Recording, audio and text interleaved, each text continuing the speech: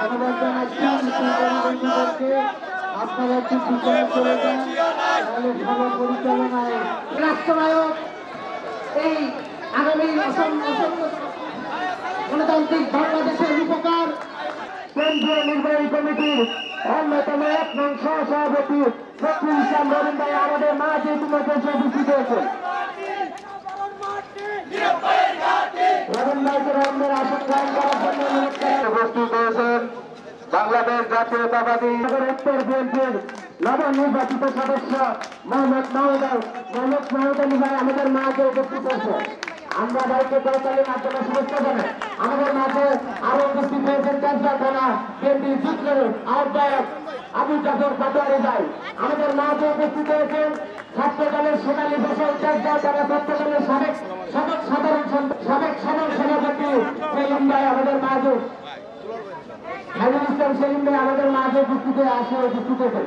আপনারা সবাই নিশ্চিত আসন গ্রহণ করবেন। বাংলাদেশ জাতীয়তাবাদী যুব দল ছাত্র সংগঠনের আনিস ভাইয়ের নেতৃত্বে একটা বিশাল মিছিল এসে উপস্থিত হয়েছেন। আমি আনিস ভাইয়ের নেতাকর্মীকে ভাবে বাসের জন্য অনুরোধ করছি। আনিস ভাই আপনার নেতাকর্মীকে মঞ্চ পিছনে রাখবেন। আপনি মঞ্চের অনুষ্ঠান করে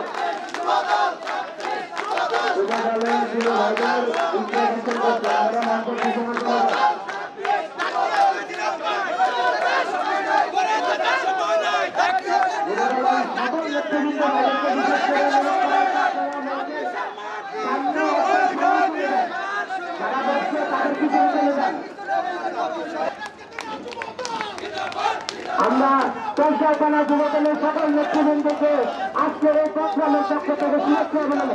আমাদের মাঝে পঞ্চায়েত যুবদলের সংগ্রামে যুবদলের পঞ্চায়েত